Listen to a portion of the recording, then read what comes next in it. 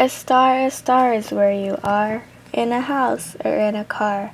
If you're happy or if you're sad, a star can tell you if you're mad.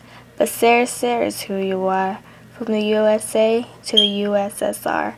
Skinny, fat, short or tall, ser describes you best of all. How you feel and where you are, that is when to use a star. The end. El verbo estar es para donde estás. Cuando estás en una casa o estás en un carro, es para decir cuando estás feliz o triste. También cuando estás enfadado se lo dice. Al contrario, ser es quien eres tú. De los Estados Unidos a la derecha.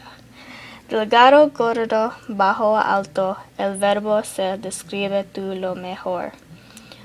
Usa el verbo estar para describir cómo te sientes y dónde estás. El fin.